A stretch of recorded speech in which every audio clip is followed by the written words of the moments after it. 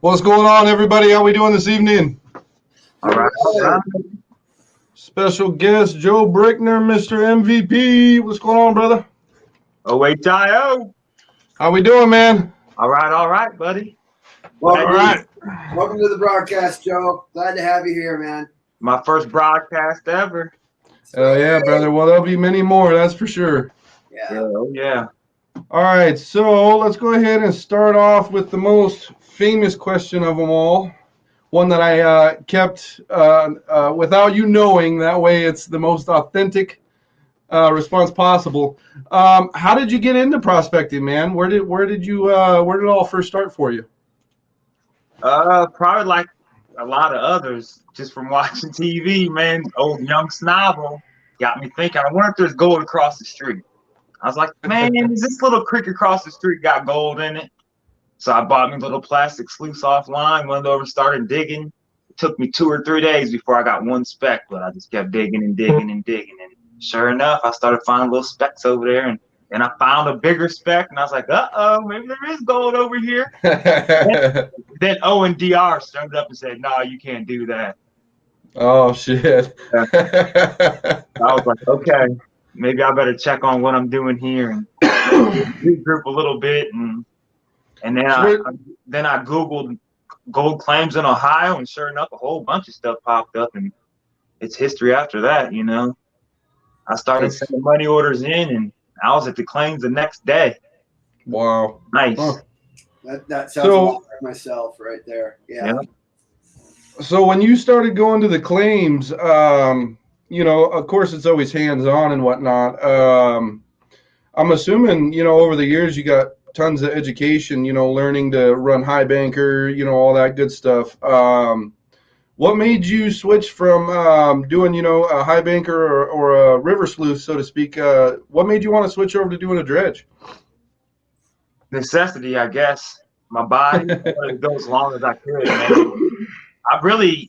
I just kept buying bigger machines before I even learned how to use the machine before. It was really a mess. I've only been doing it 2 years in October. I'm still a rookie.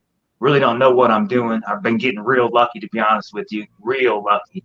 And it's eventually going to run out, and I'm not even going to show you guys no more videos, but now it's real nice. It's fun to share now. It'll be fun to share in the future too, but I'll hunt out some more good gold somewhere. No, definitely, man. I think a lot of us watch your videos quite a bit. Like I was talking to you, I believe it was yesterday.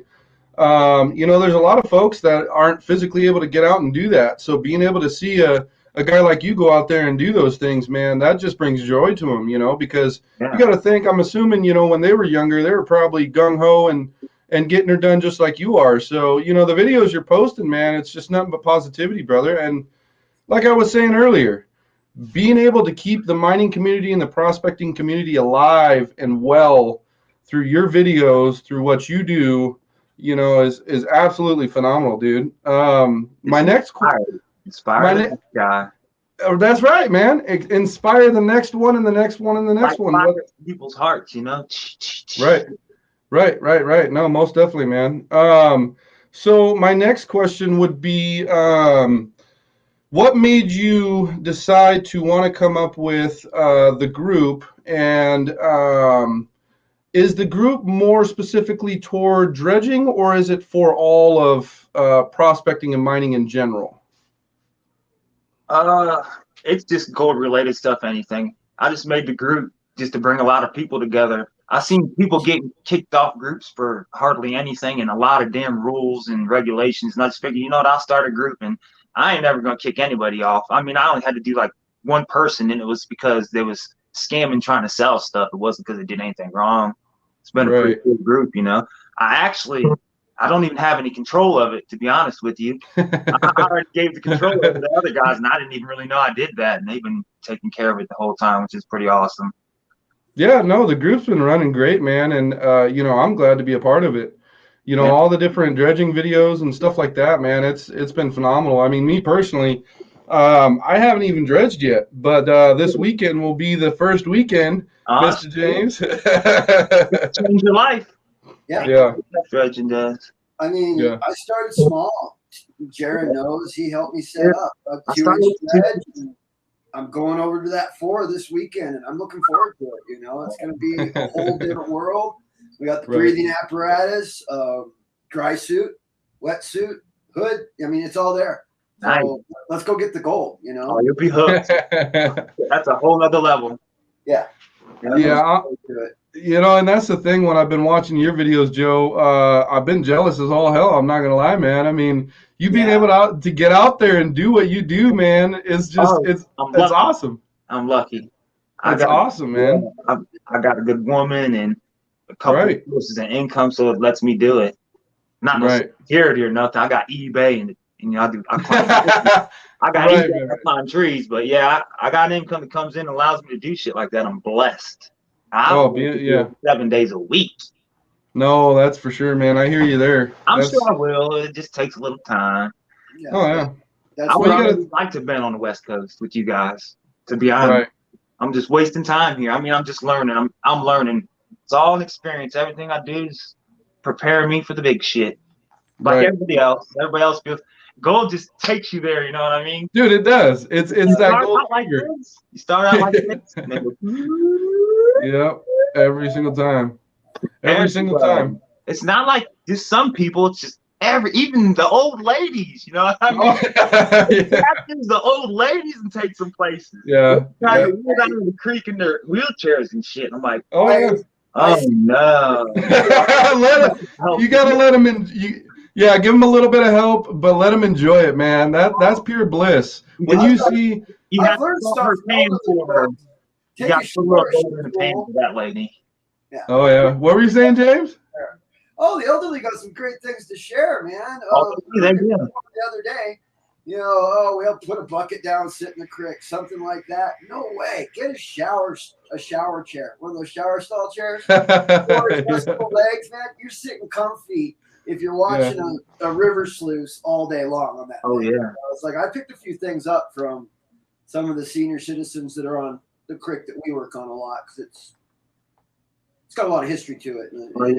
It hits age groups from the parents bringing out their kids from first to placer with a pan, and to all the way up to what we're doing, throwing on the 4-inch dredge and going for it. So old people know shit. Yeah. So Rob says, what's the name of his group? Hey, Joe, you want to go ahead and announce the name of your group? That way he can jump on over there, brother. How come Rob doesn't know? MVP, buddy, the most Vicious Prospectors. Man, that's going to be the number one group before you know it. Well, if he doesn't know, he knows now. That's for damn sure. He does. No, most definitely. So my next question would be for you, Joe. How did you feel when you pulled up to the place you were going to be dredging and you didn't see your floats in the vehicle? How did you feel, buddy? I wasn't there. I knew that wasn't there on the way. Like 3-4 hours into it, I started thinking, because the truck was full, but the truck wasn't full. And when we rented the truck, it was supposed to be big, and then we got a small one, and it all fit so perfect, and I was just so ready to go.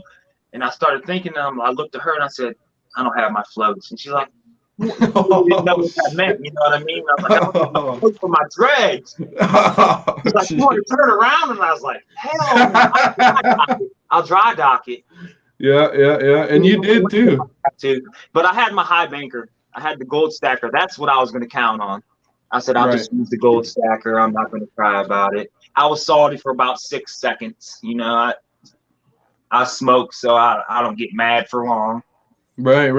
No, and that's the thing. Miners and prospectors will find a way to get the gold. No matter what equipment they forget, no matter what they do, they are able to get the gold one way or another. Uh-oh. You having difficulties there, brother? Sound like a robot. Uh-oh. That's not good. Here, let me see here. Let's do. We back out. How does that sound? Does that sound better now? It's probably on my end. When we back out, come back in or now? Yeah, go ahead and jump back out, and then click the link and jump back in, brother. All right, brother. I'll be right back. You got it, man. It's good to get him on the podcast. My goodness. Oh, yeah. Man, great guy. fun. Great guy.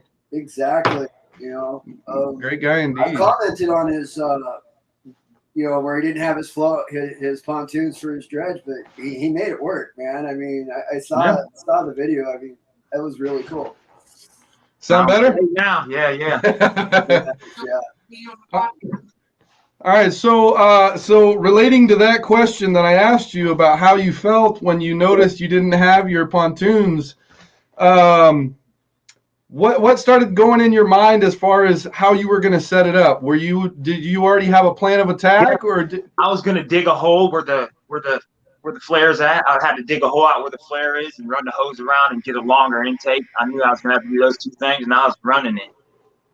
Just those two things. Luckily, someone had already dug a smaller trench. Someone already had a trench dug where I could just two places. Those are two different places I was running it. Yeah. So I was able to sit it down and go. Yeah, I didn't have to do shit. Just sit it down and go. That's awesome. I got lucky. Yeah, I got lucky. I thought about I was going to have to dig a deep ass hole because the flare is what, about 2 foot lower than the box. Yeah. Right. Yeah. I got real lucky. No, that's the thing, man. I think you need to go get yourself one of those lotto tickets for the damn lottery with how much luck you've been having. I'm making lists. Next time I go somewhere, I'm going to have a list. Yeah, I was going to say, that'd probably be a good idea. Check it twice. Yeah, and check it twice. Yeah, that's for sure. I have a spiral notebook, and it has a list in it, and I check that thing before I leave because Nick Jaron knows that's 2.5 hours one way to my claim. So if I forget anything, either work around it or bite the bullet and eat a bunch more gas. And I don't like eating the gas, so I'll work around it somehow. Oh yeah, no, like I said earlier, man, we're miners and prospectors. We're gonna get the gold no matter what the hell we got to do. If we got to break out the 10-inch pan, that's what we're gonna fucking do, and we're gonna get in no matter what we do. In my driveway, man, buckets full of that shit. I just gotta walk right outside. And Right. No, that's awesome, man. So my next question for all the folks watching here would be, how do you do, or let's rephrase that. How do you personally go about getting down to the gold and the black sand itself? Can you walk us through kind of like what is your cleanup process and how you process everything down to what it becomes, from the photos and stuff on the group? There is no process. I use the Dream Mat. I just pan it out in about 5 minutes. Nice. Maybe 7 minutes. I go slow. If I see gold in the corner when I first start, I'll take 10 minutes to pan it. If I ain't seen much gold, I can get it done in 5. But I lose maybe 1 or 2 flakes. You got to give to receive. So I don't safety pan.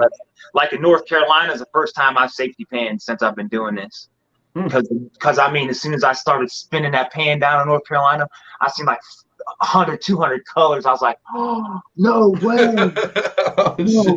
I ran over and grabbed my tub and I said, yep, I'm using a safety pan. And I did it all day. And when I brought that cons home, the stuff that I caught in the safety pan, I ran it through Daniel's rig, had about 100 colors, between the 6 and 100 colors that I lost. And I'm glad I used that little safety pan and brought home. Right. No, that's awesome. Rig, it worked like Yeah, so that was going to be my next question. So I noticed that you do have one of Daniel's rigs there.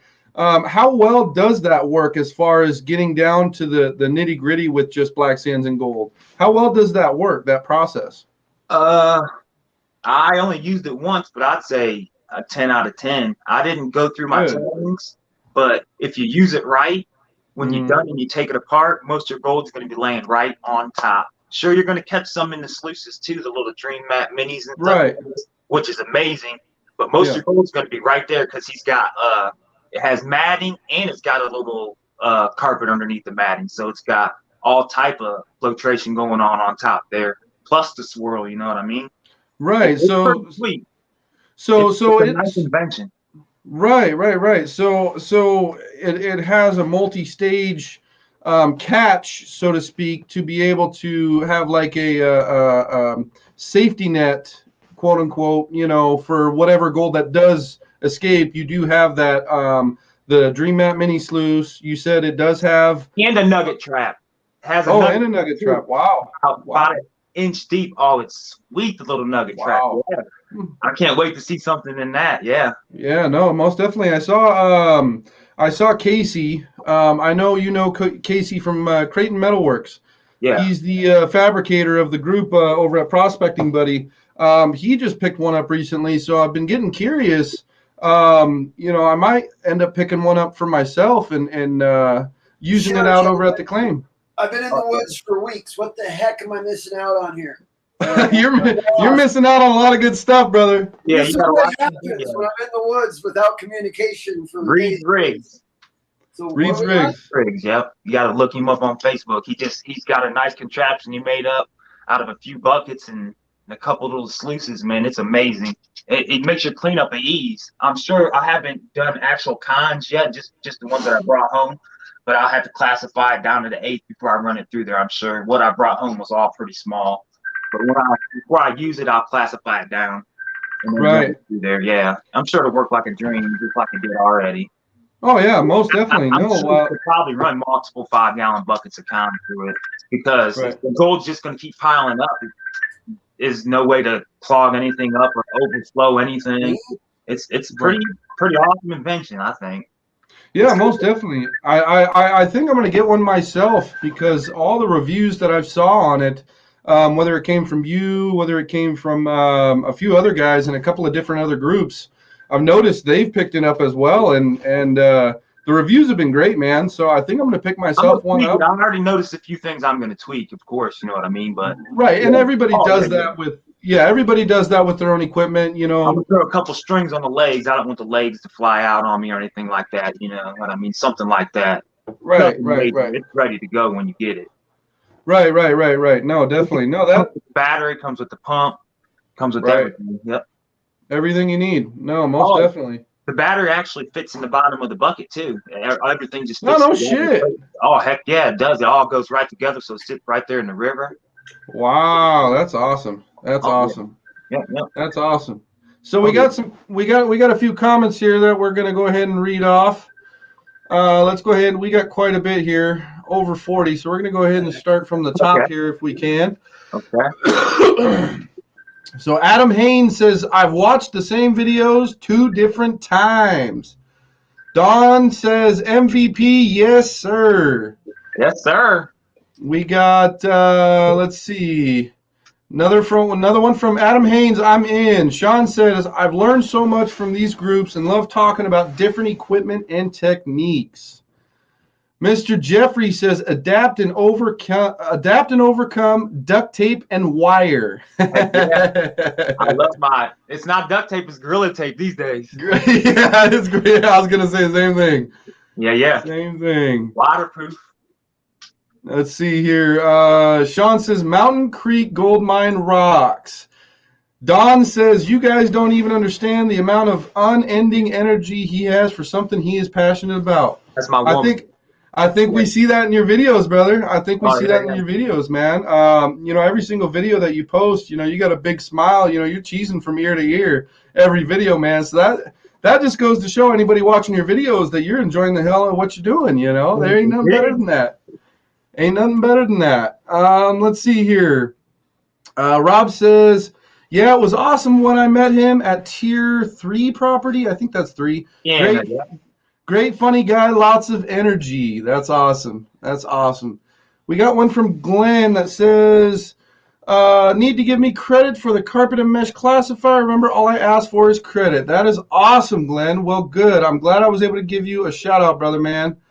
Let's see here. Don, one more. Don says, that's my Joe, MVP, most vicious prospectors. Yes, sir.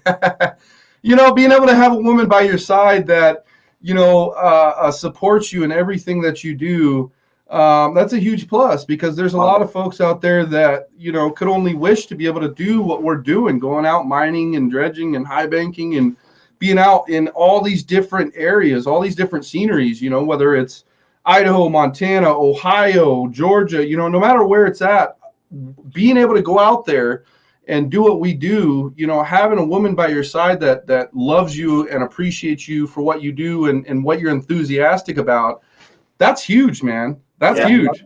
Yeah, I'm lucky. That's Gold, right. These women don't like the gold. It costs a lot of money and takes a lot of a man's time. The women do not like the gold industry. Unless you're bringing 40 ounces home a day. Yeah, you know what I mean? Unless you're bringing the gold home. In Ohio, we don't bring the gold home, so I've seen marriages fail here. Ohio breaks the women down. Yes, it does. But, I mean, you do got to have a good woman, and she's amazing. I'm lucky. And that's what it is, man. You know, I've been blessed with my old lady that I have. You know, she allows me to go over to James's Claim and you know, go over there high bank and mess around and just have fun with the guys. You know, it's every time I go over there, man, it's just a blessing. You know, it's a blessing. And I think one of the best.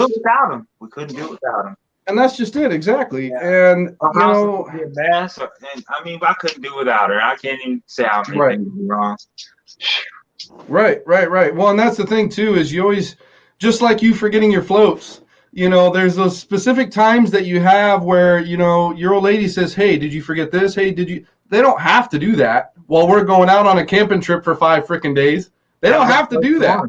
Yeah, that was the first one. So besides Anna, yeah, she'll say that next time. I promise you that. I have my floats every you got your floats, Joe? Yeah. Go get your floats. We're only 45 minutes away. Turn your ass around and go get them. Couple more comments. We got let's see here. We got Brian Hill. They are good, or that are good people. Don says, it's not easy, I'm not going to lie, but I love him, so it's worth it to see that smile. That's what it boils down to. That's what it boils down to right there, man. I tell you what.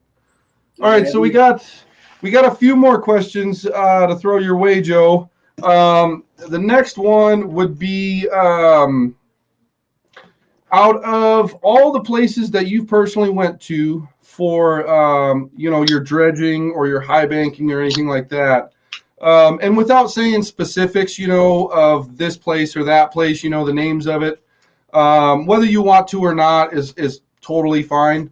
But which place would you say was your best day or few days gold haul?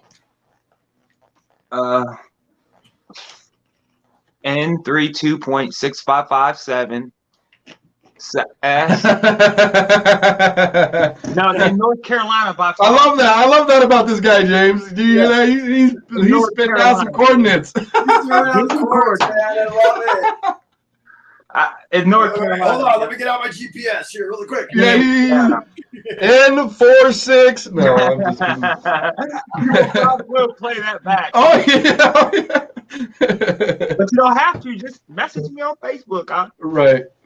You can come as a guest for one day, and then you'll probably want to join the club. That's just the way it is. Right. You can go to the closest claim to your house. I can show you where the gold is on every single one of them. You know where it is. I've been to them all. Not all the GPAA ones, but all the OSPA ones. I've banged them. Well, and that's the thing. So let's put it this way. So what state specifically? North Carolina, man. North Carolina is where you found your best. The Mountain Creek gold claim was badass. Was it? Yeah. The people beside me in the trial were so good. If I would have stuck to the trial, I probably would have ended up with a lot of chunky gold too. Right. Me back in the creek with the dredge, if I'd have had my floats and been back there for 3 whole days with my dredge, I'd have got, who knows, 6-8 grams. I'd have killed. It would have been all so fine, and I wouldn't have even cared about any pickers because it'd have been loaded with You're just like shoveling it. I couldn't believe them cleanups. Yeah. Now was that your recent video? Is that where you were? Was the New London, North Carolina place or whatever? People that saved all our stuff from the floods. Yep. Okay. So flood overnight, nobody even anticipated it. We knew it was going to rain, but not as bad as it did, and they had all our pumps drained out and fixed before we got there the next morning. Everybody did. Oh, that's a bummer. So you were able to dredge for one day then, or? Oh no, we dredged all 3. It was the water was shut down. Yeah, everybody was still able to do everything they wanted to do. They just had to clean some of their stuff off. Water dropped down so fast. It raised multiple feet, but it dropped down so fast because it's such a small. Drain out all your oil, do all the. Yeah, they cleaned all that stuff before we even got back. Before we even got there. Yep. That's awesome. Wow. Amazing people. Yeah. Good people. No, that's and they have food made every day. So if you want some food, boom, they got food right there, and you ain't even got to leave the claim if you don't want to. sounds like that's where you're going to be moving here soon. Even they offered me a cabin. They said, we got an extra cabin if you want to come help. That's awesome, man. That's awesome. That's awesome, bro. You know? Yeah, no, I hear you. You know, that's the funny thing is, you know, every time it's cleanup day over at James's claim, it's the same feeling. It's a bittersweet. It's like, you know, you want to go home to see your kids and your woman and, you know, all that good stuff. But at the same time, you just want to stay one more freaking day. You want to run just a little bit more dirt, you know? Yeah. It's kind of weird how it always feels like Christmas when you're showing up to the claim. You know what I mean? That's a weird feeling. I wonder if that ever goes away.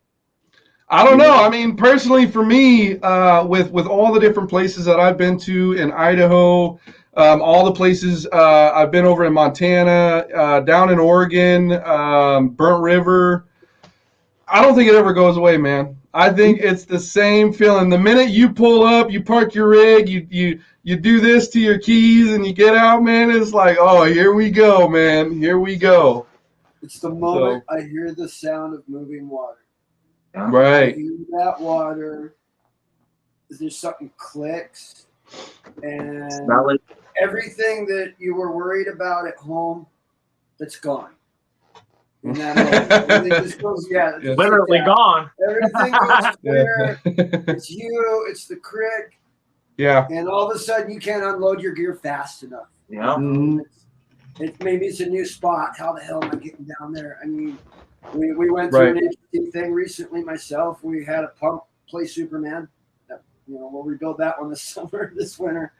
And, how many feet was that, James? How many feet did that damn thing go? Dude, it went off the top of the cliff that we dug the hole on. So what was that, like 60, 70 feet?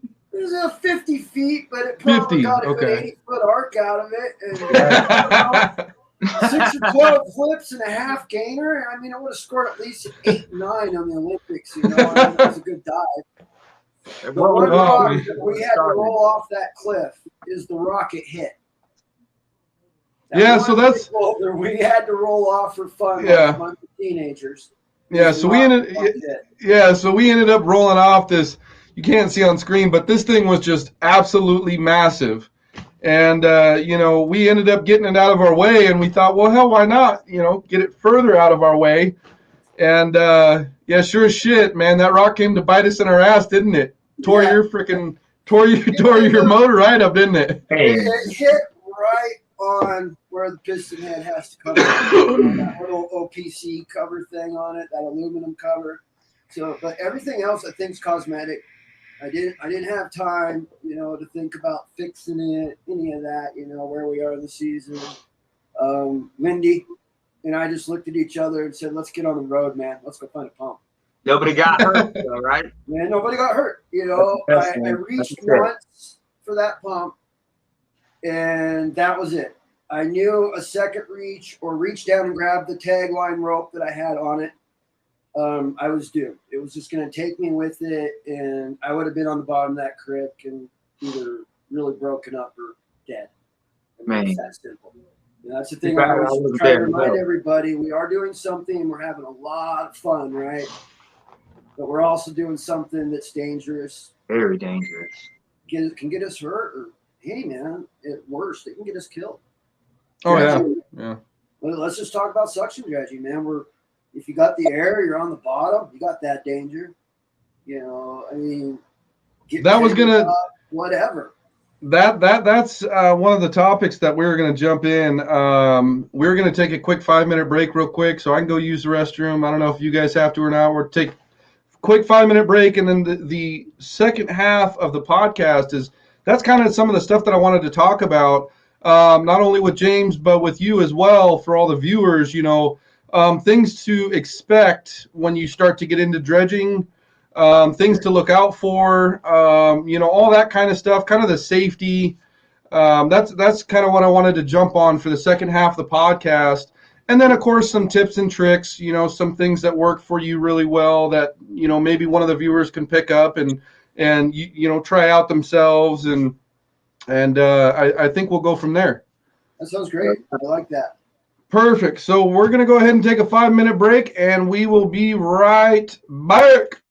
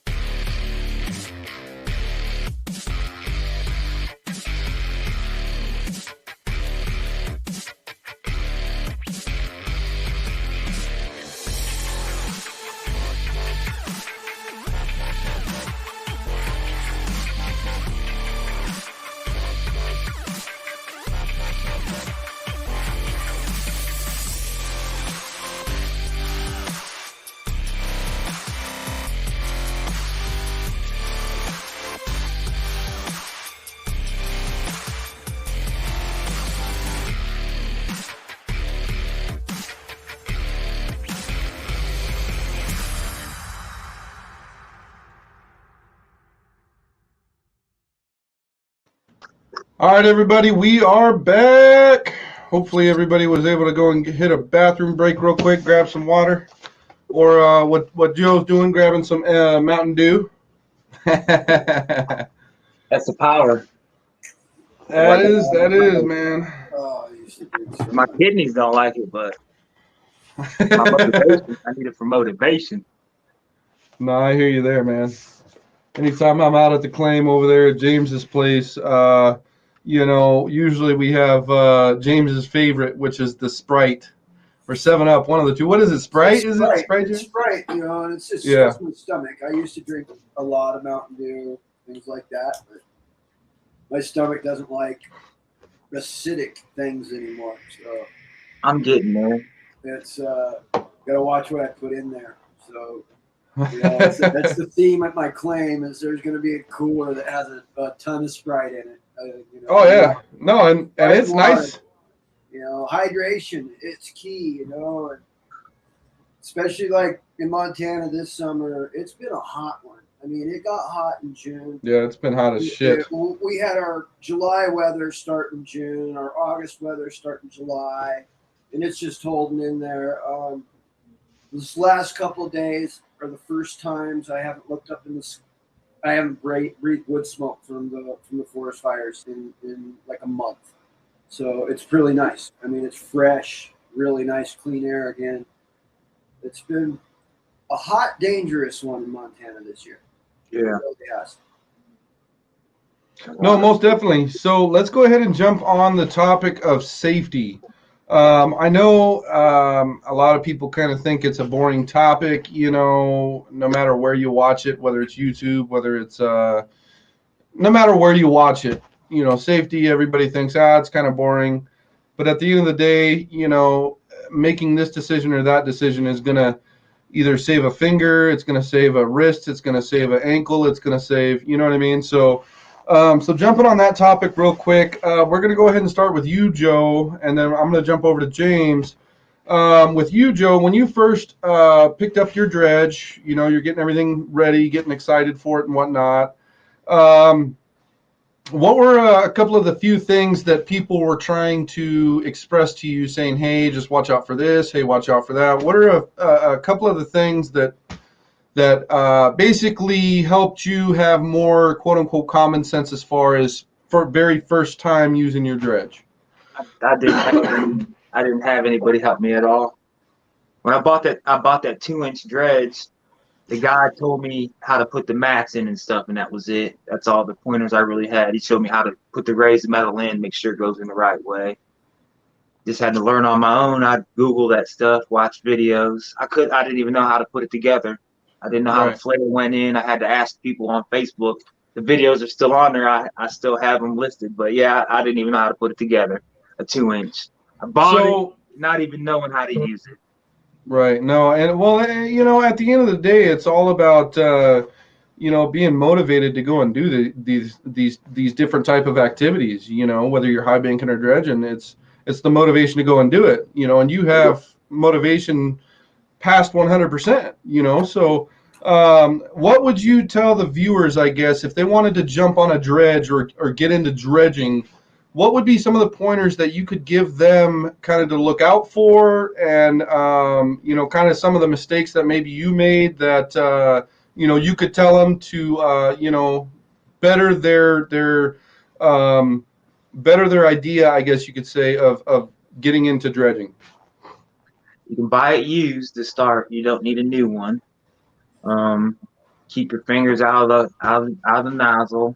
And that's a no-brainer. And the bigger you get, the more dangerous it gets.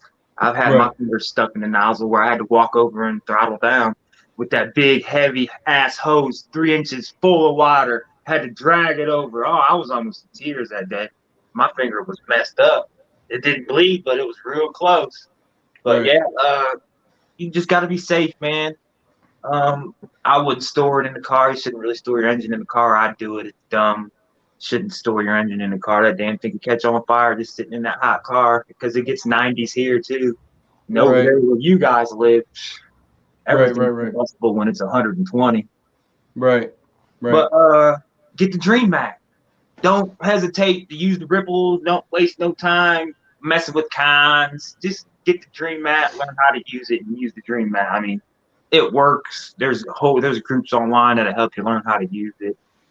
But safety, I mean, dredges they're pretty safe if you use them right. I mean, it really ain't too much dangerous about it, except the hands and the nozzle thing.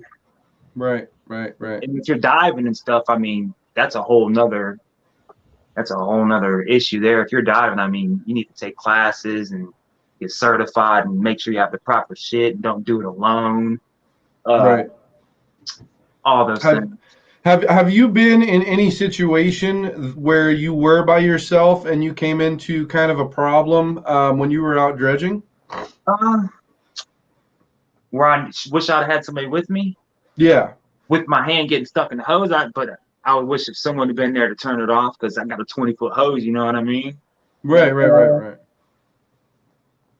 Not any other circumstances like that. Oh, I was coming up from diving one time. I wasn't down. I was just coming up because it just didn't feel like I was getting the right air. You know what I mean? So as I was coming up, my hose popped apart because I wasn't using the right fittings. You need some special fittings on the high air pressure hose, and I'm just using regular stuff from, the cheapest stuff I could find, and that wasn't hardware store. It wasn't the first time it popped off, but yeah, that could have happened while I was underwater, and I'd have been like, right. I mean, with the face mask, you instantly got nothing. You know what I mean? And that could be pretty terrifying for anybody being down. Even being down 10, 15 feet. I mean, that could be extremely terrifying. You could get caught up with the hose around your leg. I mean, anything could really happen while you're down there. It's The hose is very dangerous too. You got to make sure you have that clipped in the right place and ran the right way, and always know where it's at. I mean, my max is 7, 8 foot. I haven't been deeper than 8 foot. You know what I mean? And it was very, very, very cold. And I instantly went back to the car and got online and ordered the shit that I needed for my next outing because I was way short of needing what I needed to be down that deep. I didn't have no hood. I didn't have no gloves. I had the proper footwear. I was for a reason. It gets real cold, and don't ignore the cold neither, because if you ignore it, it can hurt you real quick. Because your adrenaline's going so fast for that gold, you just forget your hands are cold. You just forget that your feet are cold. And when you come up, shit, you can't even walk. Your feet are numb. You're like, oh shoot, I might have been down a little too long. Yeah. Right. No, that's that's one of those things that I really wanted to discuss, because you see a lot of guys with that enthusiasm that wants to jump into dredging. They've done all they can, on land, so to speak, and they want to jump into dredging, because it's a very fun and exciting thing to do. Mm-hmm. But I know that we have YouTube nowadays and Google and this, that, and the other, but hearing it from a person who does it, a lot, and hearing it firsthand, that kind of gives the more justification for them to either jump on board with getting a dredge, or saying, okay, hey, you know what, maybe I should wait, maybe practice, go to this place or that place, that does dredging and stuff like that. So I'm glad we're able to discuss those type of things. James, for you, a question that I wanted to ask you was, as far as dredging goes, a lot of people have heard the term dryland dredging. And for the folks that haven't quite understood what dryland dredging is, if you want to go ahead and explain that, for anybody that's watching. Well, yeah. Dryland dredging, it's usually it's working a bench. So, back to like when we had Shannon Poe on, thinking outside the creek. So when I'm dryland dredging, I'm looking for a bench deposit above the creek somewhere, ancient channel, like Joe was on the other recently. And, I don't want to use a shovel. Right? I still want to use my nozzle, right? So what we do is we get the hole to the point where it will hold water, and we start pumping water up to that hole up on that bench. And we bring the sluice and the nozzle and everything up to that hole. We set it up in a way that we're also dropping our water back into the hole off the end of the sluice. And you've seen it, Darren. We have like a bend that pushes all the tailings one direction, but we still get that water drop, maybe a little sediment, but not enough to really care that you're rerunning that sediment. But you get to have that fun with the dredging. You get to get deeper in that hole much quicker, less backbreaking work, which is part of what dredging is. You know, one of the reasons that I love about dredging. I'm 46 years old now. You know, it's not that old, but still I'm feeling the other years of my life catching up with me, and my back and my knees, and you know, floating in the water in my wetsuit's a great thing. But when you can get up on a bench and start sucking it out like you're doing off the creek bottom, I mean, it's a whole different thing. You know, it's great. It's with the BLM and the Forest Service, they look at it as high banking, because you are not dredging the stream bed channel. So technically you're high banking, so you still follow those high banking rules, you know, let your water roll for so far before it gets back into the creek, and the whole turbidity pollution thing that we know is, I'm not going to throw that turd up on the wall right now. You know, but that's what it is. I mean, we got into a bench this spring. Jaron was there, and it was like concrete. We were busting it up. With a hammer drill, flooding that thing with water, running it, and repeat, and just kept repeating that. And we were, as we progressively got deeper, as we all know, and you know, that's the catchphrase on my claim anymore, is keep going deeper. You know, yeah, the gold gets bigger as you go deeper, especially over there. From that fly poop to the, you know, to the fly wing to the fly head, you know. Right. Yeah. Those analogies, and the deeper you go, the better the gold gets. But you know, as a way to access a deposit, if you have the right pump that has the right head pressure to it, you can bring that water right up to that hole that you made and get that stuff loose and start sucking it up, you know. And it's one of the same things we're looking for in the channel. Like Joe knows, we don't want to run that loose stuff. We're looking for that really hard packed. Hard pack. Yeah, baby. The shit that pisses you off but excites you at the same time. you know it's been under there a long time when it has that odor. I mean, I think everybody like kind of knows what I'm saying. You get to really, really old dirt, and it has this smell. It has a funk to it, you know. Oh yeah. You know, and it's like Lindy says to me. He goes, "It's my brother. I try to be humble about it, but it's fun for him to hear him say it to me. He has a nose for gold." Well, that's the funny thing is, you know, when you get to that old pay layer, you know, you smell that smell, right? And it's probably one of the only freaking smells in the entire universe where you're actually excited to smell it. Out of everything that you've smelled in your fucking life, the only, you know, when you smell it and you see it and you see that, you know, that type of deposit, you're like, oh, okay, here we go, you know. Then you get all giggly inside and excited, and yeah, it's a good thing. So with that being said, I have, let's see here, 4 or 5 other questions that I want to dive deep into for you, Mr. Joe. So first and foremost, YouTube channel, buddy, what's going on with that? Do you plan on do you plan on making one? Do you have any kind of future plans for it? I have a YouTube channel. I just don't really know how to run it, you know. Okay. That's what the problem is. I just put videos on there. I really don't know if I'm doing it right. I don't know how to edit videos. I don't know how to put them together, you know. Okay, so go ahead and let everybody know what that YouTube channel is called, or what they can type into YouTube to find your channel. It's MVP. It's Most Vicious Prospectors. Is it just MVP up in the YouTube search bar, and then boom, it pops up with your channel? Oh yeah. Okay, perfect. Joe Brickner gets you there too, yeah. Okay, perfect. For anybody that's watching right now, yeah, go ahead and jump over there real quick. Hit that subscribe button and watch all of his awesome videos. I mean, him cheesing from ear to ear should get you to want to subscribe. So if not, I don't know what the hell is wrong with you. I found some visual gold here in Ohio diving, so I got that video on there too. Me finding gold on the bottom.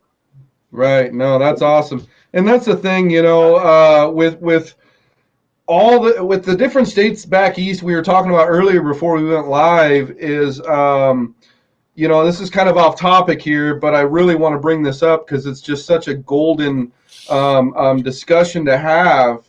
Like James was saying earlier, when the California gold rush happened, or more say the West Coast gold rush happened, obviously people weren't really looking back east. They weren't really, there was, maybe a handful or this person or that person. And of course it's documented in history and all that good stuff. But if you want to go ahead and reiterate kind of what we were talking about earlier with, all the stuff that's happening back east and how you're finding what you're finding, that'd be awesome. I think the viewers would love to hear kind of what we were talking about earlier. About Vermont, New Hampshire, and stuff. Yeah. States. Yeah, people just left all the states behind and went to California. I see people over there getting nice, good gold, just running sluices and shovels. Pretty sure you can run machines in all those states. There's no laws or nothing yet because they really don't see them as gold states. Right. Underrated. Just like you said, everybody went to California. I don't even really think people were looking for gold up in those states at all. Maybe one or two people, like you said. It was very minimal. Right. And the historical was southern, Georgia, Carolinas, and then the Civil War, and then you had the Confederate soldiers heading west. Yeah, you had so much shit going on. You really, yeah, you had so much shit going on over there that it wasn't something as a priority for a lot of those folks. A lot of the old timers.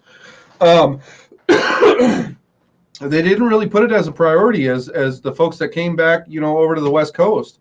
They came over here and all they heard was gold rush, and then you saw all these towns popping up, and Manifest Destiny and the expansion of the West after the Louisiana Purchase, and that push for America to go west, and you had the Homesteading Act, and you had all those things, Yeah. So and then in Europe, they're hearing of the California gold fields, the Alaska gold fields, know. So they're either, like we were talking about before, they have money, they're going around South America, and they're landing on the West Coast in a ship. Oh, yeah. Or they're immigrants, and that's what we're talking about now. And a lot of your immigrant miners, they were coal miners, tin miners, from Scotland and Ireland, and gold miners out of Germany, Yugoslavia, all the old places. So they already knew what they were doing. I mean, heck, we a lot of us still use a riffle system, the Hungarian riffle. That's been around since the 1500s. So gold mining, here in the States. But excuse me. So no one stopped when they got off their boat in New York and decided to go up to New Hampshire or Vermont and try it out, right? Right. And I can kind of remember when I was over there in the 90s, and I'm looking in the spring, and I'm looking at creeks that are running clear like the gold creeks in Montana do. All our gold creeks, even in the spring runoff, they run clear. They don't get turbid. They don't get that muddiness to them like a pure trout stream here. Well, and on that topic, on the creek topic, before I forget, what's the first fucking thing I said to you, James? I said, "Man, that water is clear." Yeah. I said all the water over at my place, man, looks like every single rock has a freaking dookie on it. Yeah. Like, what the? I went over there and I'm like, holy shit, I could drink this shit. Like, what the hell is going on here? You wait till you see it this weekend, buddy. It's just as clear, but the areas that we wouldn't dare walk across, it's ankle deep. That's awesome, man. I'm going to be swimming quite a bit, so watch out for my cast for skin, buddy. I might blind you a little bit. It's okay, you ginger guy. No big deal. Oh, he's going to bring out the ginger card. All right, I see how it is. Hey, so on that, this doesn't turn gray and this doesn't turn white, right? Yeah. I see a little bit of white over there. I see that little white other side. My 16-year-old daughter the other day was going, I love how Dad's getting that just one stripe. Hey, that's that's wisdom. That's right. I was just gonna say that. That's wisdom. That's wisdom. I get a white hair once in a gray blue moon, but I pick them out before I jump on. I've earned all those gray whiskers. No, I know. Yeah, you have. Yes, you have. What I'm going to get. It's on its way. That's how I feel lately. And like Joe was saying, I want to reiterate that really fast from earlier is if you have a good woman behind you, the sky's the limit. You can come home so down from like a quarter gram day that you split with 6 of your buddies. And you just come home so dejected, you had fun, but you wanted something, you wanted to get that gold. And that you got a good woman, she's like, next time, just keep doing what you're doing and keep doing what you're doing. And eventually you're going to get to where you want to be. Try this steak for now. Yep. Well, we got some more comments here.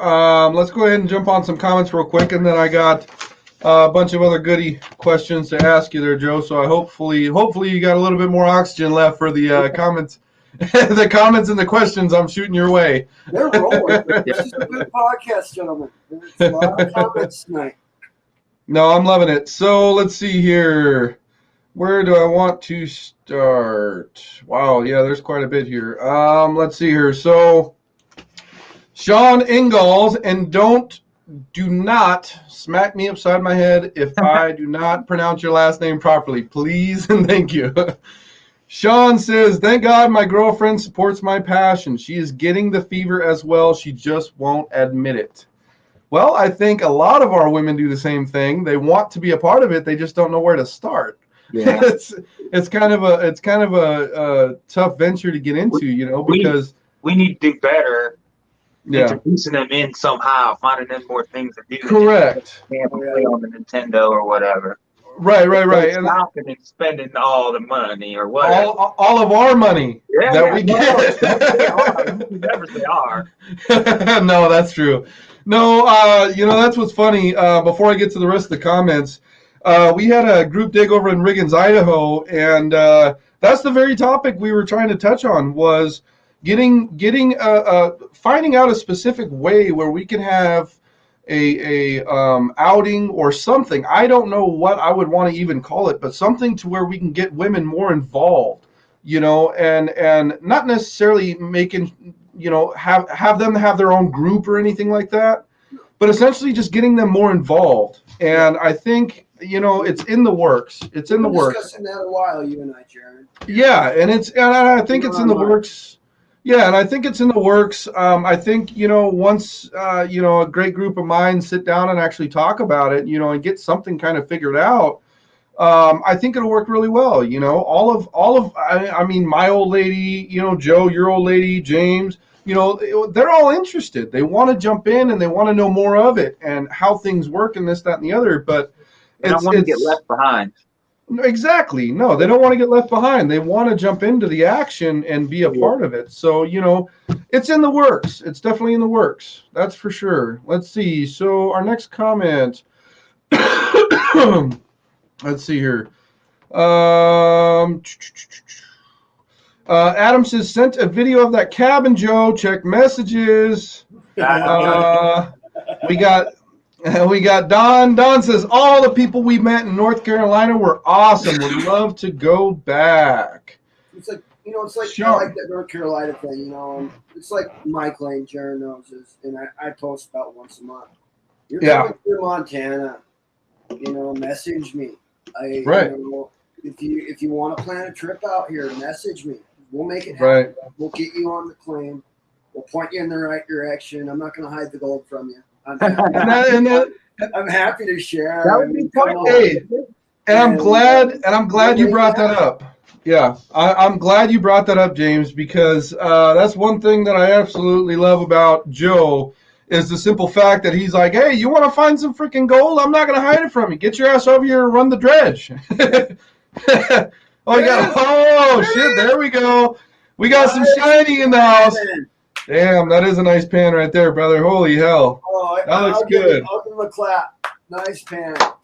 All you gotta do now, Joe, is put it in an envelope and send it my way. No, I've never weighed a speck of gold. What's that? People want you to weigh it. I've never weighed a speck of gold in 2 years. You just collecting it. That's I got a question for you like that relates to that. So we're gonna no, that's awesome, man. I mean, it's all about, like I said, perseverance. You know, the more perseverance you have, I make the woman a ring. well, that's the thing. So on that same topic, real quick, 2 seconds. I tried to do the whole smelting thing. I made a really nice cross. It's a 13.5 gram cross, 18 karat gold. Took a lot longer than it should have, and I probably inhaled shit I shouldn't have. But I tell you what, I got it made, man. I got it made. Yeah, it's probably gonna be a better idea to do that, brother. I watched about 10 videos, and I was like, I'm not. Yeah, it's tough, man. I learned my lesson. I did it for about 3 months, two and a half months, and I'm like, yeah, next time, no, I'm sending this shit off. Yeah, I still haven't fired up that smelting kit you gave me. It's tough, brother. It's I don't very. know, man. You really don't want to have the smelter do this. Do it professionally. They can have films. Well, and trying and know what I smoke. All right. Right, exactly, right. And on top of that, trying to Dremel all the little corners and shit. You know, I'm sitting there spending too much time. I'm like, I'd rather be panning some fucking black sands of all fucking things than I would be dremeling the shit out of this fucking thing. You know what I mean? So knowing it's not going to turn out right. Yeah, exactly. If you want to test on black sands, come on over to my claim anytime. You know, we should talk about black sands. We got black sand that'll. Yeah. Oh yeah. So thank God for Dream Mat. That's all I can say. Right. Without that Dream Mat product, robot. I'll be right back. It'll take a long time. Uh-oh. Yeah, he's having an issue. He'll be right back. Oh, okay. No worries. We got some comments to go over real quick. So let's do this. Let's see here. We got Mr. Sean. Oh, no. Oh, he's back. Let's jump him in real quick. He's back, Mr. Joe. I live in the boondocks, man. Service is bad out here. You're good, brother. No worries. Good, but I know how you feel. I got high-speed internet like a year ago. My closest convenience store is 16 miles from my house. So, yeah, I live in the middle of the sticks. Hey, Joe, I told James, I said, hey, we're going to be doing a podcast every fucking Thursday. You got to have some good internet, buddy. So. I just kick everybody else off, and then I got plenty of bandwidth. If I let anybody else in the house do their thing. I think everybody's sitting right behind the camera watching his podcast.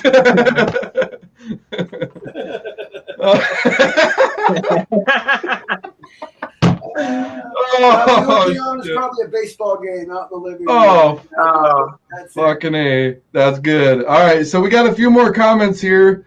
Let's see. So Malcolm Roberts says, one more pan, just give me one more pan. No, that's how every freaking prospector feels, brother, man. Let's see. Daniel Reed. I didn't even know he was in the building. Good deal. What's up, Daniel? He says, Joe is a hell of a dredger. All right. Good freaking deal. Oh, yeah. Mike Dorland. So I got a quick story about Mike Dorland real quick. So check this out, man. So I went over there just this last time over to James's claim, right? And, we're bullshitting. We're doing our high banking and whatnot. And Mike says, man, I've been a part of prospecting, buddy, since you guys first came out last year. And I'm like, oh, okay, no worries. All right, good deal. So we have our fun that weekend. Then I get back home. I'm like, well, for the hell of it, I'm gonna actually check it. I'm gonna fact check, just for the hell of it. Why not, right? Sure as shit. Yeah, the first 3 or 4 days. The first 3.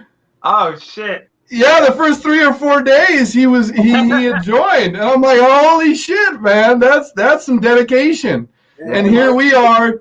And here we are, me, Mike, James, over on James's claim, having a hell of a time, man. It's just, how? Yeah. It's ironic as hell, man. I tell you what. So it's that I really believe in 7 degrees of separation. yeah, somebody knows somebody that knows somebody, and there's a connection there. that knows something about it. No. Yeah. No, seriously. I can't give Mike enough props. I mean, he's a good dude. He's a really good dude. Yeah, he's a good dude. We actually so his comment says when we were talking about the safety of dredging and whatnot, he says that's why I'm going to be #1 safety man, even if I have to get OSHA approved. I love it. I love it, Mike.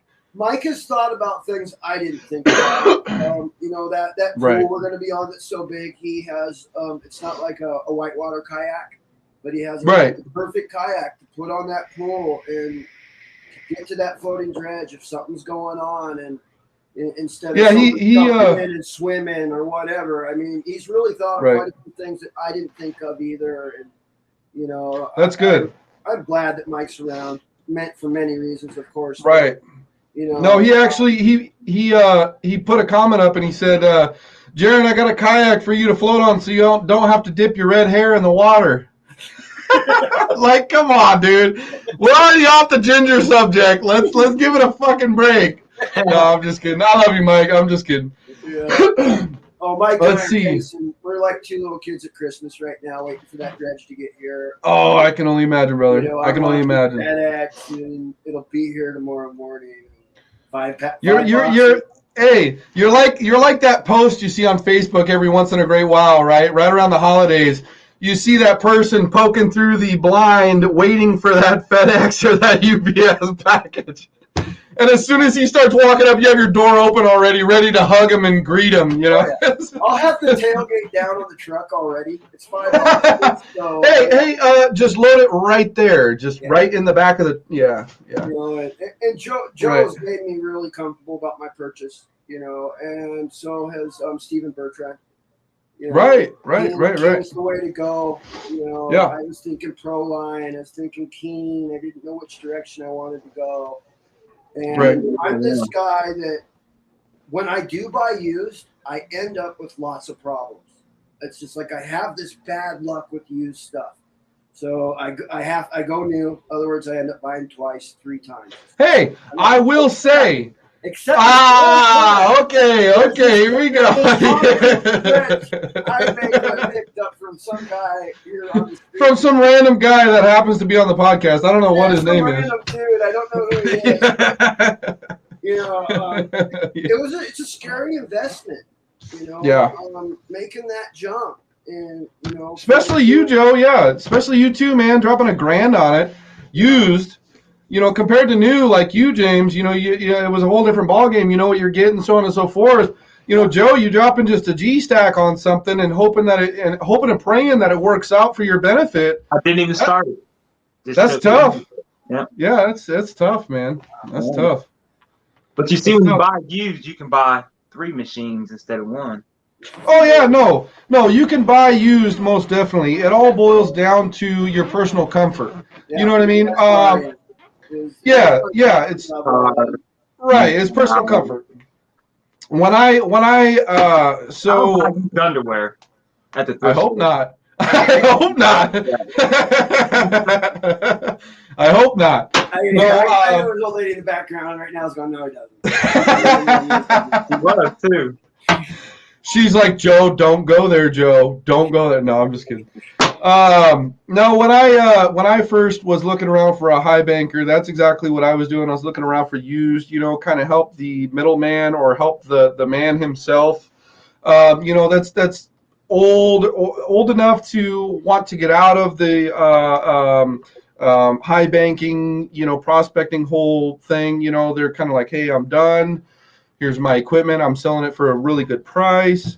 And that's kind of what I was looking for, is to help the next man out, in the mining community, in the prospecting community. And, so I purchased the Han Coupe that James has, and I looked it over, and like we were talking about earlier, it's all personal preference. You're going to change this, you're going to change that, you're going to move a few things around for how you want it to run the way you want it to run, right?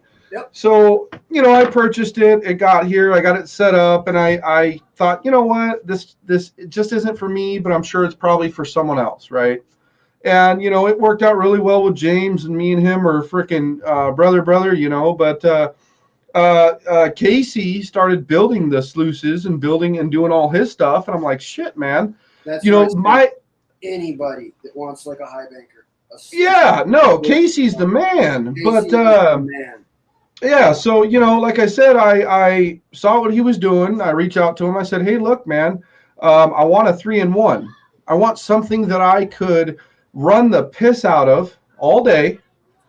And then if I want to do my cleanup in the same day, very quickly, change out the attachment, put a power sluice attachment on, and boom, I can run all what I want to run and get it all cleaned out. And I can have all of my running for a full day and all of my cleanup done in literally one day for each day that I run, right?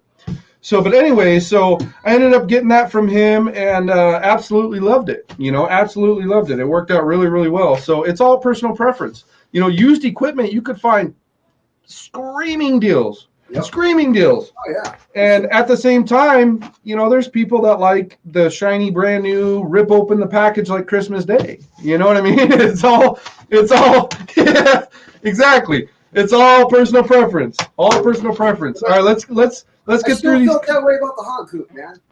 Showing up Right. No, that's awesome. And to me, that was the opportunity to refurb it and get to really know it, because that was my first real high banker. And that one, maybe that's someday awesome. I'll find that person that needs it, like I did. Right, and exactly. I will pass it on to them. For now, I look at it as like, I got 2 dredges now. This guy, he's like, I'm going to dredge the entire world. Let me All right, so our next comment here from Mr. Adams says, Joe is a genuine, exciting person. I hope every miner gets to know him and learn from him and help him get better. He can go far. That is awesome. Thanks, Adam. That is awesome. Let's see. Sean says, man, I watched a video of a Keen 8-inch dredge. Wow, what a beast. I'd like to try that out just for a day. Me too. Gotta go commercial. I think all three of us would love to run that fucker for like a week. You got to keep your arms away from the nozzle. I do have a question for Joe here. Go for it. What are the rules like with Ohio or North Carolina over on your side of the country with your nozzle sizes? Like for say Montana, we can go up to 4, and then anything over that, then we're in that commercial stage, and we have. Do you need a permit, Joe? No permits. There's no permits. Everything's private here. There's no they lease the land from the owners and stuff, and then we have to sign this permit to be part of the club and stuff. So it's not you don't have a BLM, land management, Forest Service, all that in Ohio. Yeah, there's a 4-inch max. Somebody put a 4-inch max on the whole state of Ohio. I don't know if it's just GPAA that done it, but the OSPA has max 2.5. I'm sorry. And for those viewers that are watching right now, what does OSPA stand for, brother? Ohio State Prospectors of America. All right, good freaking deal. Thank you for that. I appreciate it. So let's see. We got Aaron Patz, P-A-T-Z. Aaron Patz. He says, Joe is a good guy and a good dredger. Okay, and then we got Sean Engel says, what is the name of his group? Joe, go ahead and announce it one more time, buddy. MVP, Most Vicious Prospectors. MVP on there Facebook, we go. On YouTube.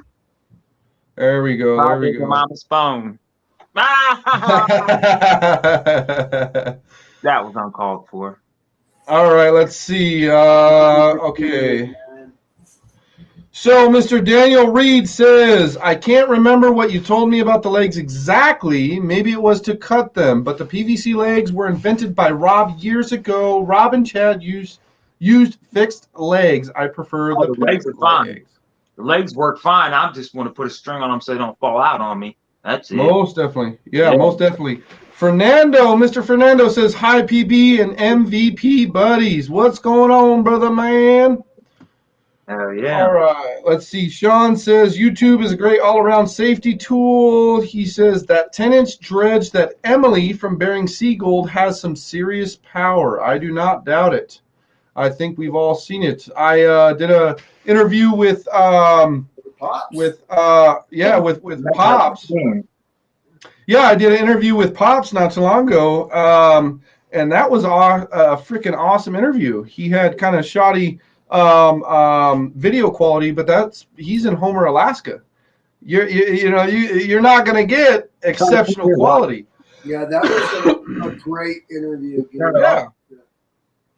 Let's see. So Adam says 49 miners. Andrew O'Neill says sub ya Joe. So you got a new subscriber, brother. Uh-oh, jump out, jump back in. Uh-oh, it happens. Who's the Facebook user that says I would love to run the 4-inch dredge, but I don't think James is going to let me laugh it out loud? I don't have a name on that. We're getting there, brother. We're getting there. We're getting there. All right. All right, he is back. Sorry, Mr. Joe Brickner. Y'all two keep turning into robots. Oh, man. All right, let's see here. So we got, let's see here. So Andrew said sub you Joe if you didn't hear that. So you got a new subscriber, big dog. Hell yeah. Sean says, I'm from Maine and you can run up to a 4-inch dredge in Maine. Josh Murray says, da boys. Hell yeah, brother, man. Let's see. Andrew says, during the Civil War, Lincoln had miners clearing Lynx Creek, Arizona. Jefferson Davis had miners out in the western states as well. You know, they had to look for ways to fund their sides of the war.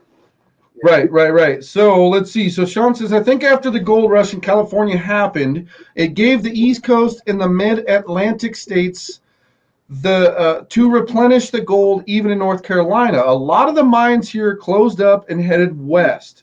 Gold will replenish itself after some time. Pretty cool. Let's see. Malcolm Roberts on the subject for the women. He said, over here we do group camps, always good for the women. All right, let's see. Susan here. What's going on, Susan? How you doing? Euro C. Bremer's here. What's up, brother man? Howdy ho, miners is what he says. We got Gerardo. We got Gerardo. Gerardo says, good evening, prospecting buds. All right, let's see.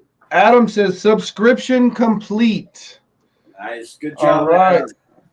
All right, let's see.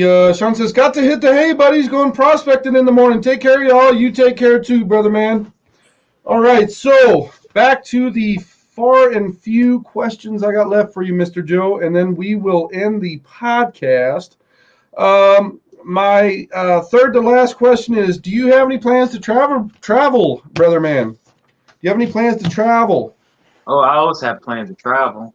As far as West Coast? Oh, I want to move to the West Coast. I thought within 5 years, but I don't know about going there this summer. I'm probably not going to make it over there for vacation this summer, but I'm going to Michigan, and I might head back to North Carolina one more time before it gets cold, but not the West Coast. What do you think? I got a real good friend who does big stuff in Oregon. He's doing big shit there, but that's awesome. I just can't make it there too much. He wants me to come for weeks, you know. I just can't give up that much time in my life. Right. I got eBay to worry about. That thing's a damn stinker. It's tough. Yeah, it's tough. I did the whole eBay thing 4 or 5 years ago. It's a tough thing. You know, they updated their whole policy and rules and this, that, and the other, and taxes. It's a pyramid scheme. It is. You know, it wasn't at first. It was pay Peter to pay Tim to pay Tom to pay Bob. You know, so it was. You know, everybody kind of ate from the same loaf of bread, but now it's yeah, it used to be good. Yeah, and now it's you know, this person wants the whole loaf to himself, and we're sitting here getting the crumbs out of it. So you know, we get the butt. That's it. Yeah. The whole loaf. Yeah, exactly. So next summer, do you have any plans to do any trips over West Coast as far as Oregon goes, anything like that? Even Oh, like yeah. further east. I'm Do you have plans for next summer? I'm spontaneous. I just go. I really don't How about plan too much this? shit. When I see something nice, I'm gonna be there, man. We're I changing definitely my want to dig come. date to the first day of dredge season every summer, and that's going to be July 15th. How about this, Joe? Open invite. You want to come celebrate the opening up of dredge season next summer? Hell You're yeah. more than welcome, man. You're Yeah. welcome, brother. In Montana. Yeah, in Montana, right on my claim. Prospecting Buddies invites your ass over to You the even get to Dale come Gulch down Claim. Prospecting Buddy Road. We built Wow. our own road. Prospecting Buddy Road, that's right. We built that motherfucker 2 My days in a girlfriend row. said we're going, so I guess we're going. Hey, there we go. So it's a plan. 2022, man. Right on. If I come, All I right. might not want to leave. You know how that goes. Hey, I feel the same way every time I get over there. I want to stay at least a couple extra days, man. But I know that as soon as I think about the priorities that I have back at home, it eats me alive, and I get my ass back in the truck and I head back home. You know what I mean? Just like anybody. Just like anybody. All right, so now that you said you do not weigh your gold, this question is kind of irrelevant, but at the same time, just as kind of like a rough estimate, how much gold do you think you've accumulated just in this recent year alone? I wouldn't even Just a know. ballpark. I wouldn't have no clue. That everything I got in 2 years is in that red pan.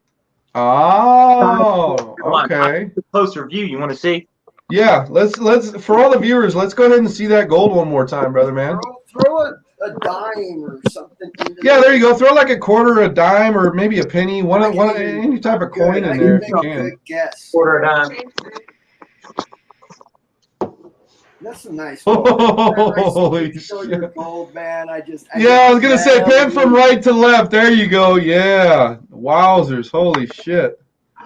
Dude, Yeah. Holy shit. Okay. Wowzers. Right there. It's on the diamond you found. Holy shit, man. Yeah, man. Wow. Not this year. You got many, many gram, my friend. Many, many, many. Yes, you got a lot, brother. Holy shit. You got a little. That's you got a little picker there. Picker right there. I see a picker right underneath the vial, right next to the damn, right there next to his head. That's the thing. Like, I'll show Joe's pictures. Like, holy shit! Look at those bad boys. I bought that gold there. Where out west is that gold from? And I'm like, that ain't from out west, man. And here's a diamond. People are like, what? And they're like, yeah. You guys found a diamond? Holy shit! Let's see that. Someone's ring. Yep. Someone's ring. Holy shit, man! That's awesome, brother. Holy moly. And you wanted to see what I died with? Here's what I died with. Yeah, let's see the. Oh, okay. There we go. Fucking A. That's awesome. Here's what I started with, the mouthpiece. Right. And I use the mask now. Yep. I ain't comfortable with the mask yet. You'll get used to it, I'm sure. Yeah, I really don't even know how to go with the mouthpiece before I go with the full mask. Yeah, you start with the mouthpiece for sure. Yeah, one of the dive shop guys spoke with, he said, start with the mouthpiece. It'll be more comfortable for you. Right. Trying to breathe through the mask. I went, hey, man. You're sending me down into this hole, so I'll take your advice on this. You know, that's the thing. It's a gold hole. It's a gold rabbit hole. Montana, so he said you're gonna want two things most off, and I got a full piece wetsuit, and then I went with a full piece dry as well, because that thermal climb, man, that top 3 feet of a creek is one temperature. And then you get down below that. That's what Joe was saying, yeah. Yeah, man. It's like don't shake too fast if you're not paying attention. I'm just on the good old noggin. You know, next thing you know, it's like Lindy said it perfect the other day. He came up and he goes, brain freeze. I have a brain freeze. Yeah. That's right. That was just us snorkeling with the 2-inch. All right. And he was down a little while, you know, just head down in the top layer of the water. You know, and that was like 30 minutes, and he came out and he was just like, you know what, I'm going over there to the sun. And I said, fine, that's my turn, you know, and that's how we'll do it this weekend too, buddy. Hey, you get my ass down there, You're going to have to pull my ass up out of that fucking creek. I'll put a You're going to have to yank me by either my fucking beard or my shoulders or something, bud. But I'm going to be in there like swimwear. I'll tell you what. Yeah, it's going to be fun. It'll be a fun one. It'll be a fun group dig, that's for sure. So last question, last but not least. Mr. Joe Brickner, what can we expect to see from Mr. MVP next year? Bigger and better things. Yes, sir. We need a little bit more explanation, big dog. I need a 4-inch dredge, so I'm at least getting a 4-inch dredge, and I'll do more traveling for sure. I work more through the winter so I can travel more when it gets hotter. Right. Yeah, I got you. I take the winter off. I don't even climb any trees in the winter, but I'll do a little extra work this winter just so I can play more in the summer. Yeah, same thing here. Yep. Now that I know what to expect, Yeah, most definitely, man. Well, it's toward the end of the broadcast. What we're going to go ahead and do is we have the rest of our viewers. If anybody wants to go ahead and jump over to MVP, Most Vicious Prospectors group page, jump over there, get yourself added, check out all the cool videos they got going on. We'll be giving away some gold soon. Oh, there we go. We hit 500 subscribers. We'll give away $50 or $50 Nice. bag of pay dirt, whatever you want. Nice. That's what I'm talking about, man. It's all about giving back, brother, man. It's all about giving back. Yeah. You know, forward, man. Just keep paying it forward. Exactly. Paying it forward. It'll come back to you right when it's supposed to. Right. Paying it forward. Oh yeah. Paying it forward. All right. Well, I appreciate you coming on the podcast, Joe. Thanks. I really appreciate you, man. Yeah. It's been a freaking phenomenal podcast, and like I said, I really appreciate you jumping on, man. I'm gonna have you on many more episodes to come, so look forward to that, big dog. No one even got naked. It was a good one, man. Yeah, Joe, it was really good, really great podcast. Fun having you on, man. Yeah, you too, can't wait to getting you out west. As soon as you come out west, and I'm gonna make big moves wherever I'm at. So there you go, man. I'm just looking for the right opportunity. We're looking forward to it, Joe. Like I said, I watch your videos. James watch your videos. A lot of guys over at the Prospecting Buddy group page, the Prospecting Buddy family, we watch your page and we watch what you got going on. So, just keep coming out with the positive vibes, come out with the positive stuff that you got going on, man. And, we're expecting a lot out of you now, so you can't let us down, big dog. Thanks, Aaron. I'm doing shit big, boy. Yes, sir. That's right, Mr. MVP. Like Mr. MVP. Podcast, man. Get out and freaking get some gold, you guys. That's all you got to do. Just get out there and get it. Yeah, you go. And dig deeper, like the podcast says. Yeah. The podcast dig deeper. Don't stop. The hole must go on. That's right. All right, fellas. Well, you guys have a good evening. Everybody watching, you guys have a good evening. And stay tuned for the next broadcast next Thursday at 6 p.m. Pacific Standard Time.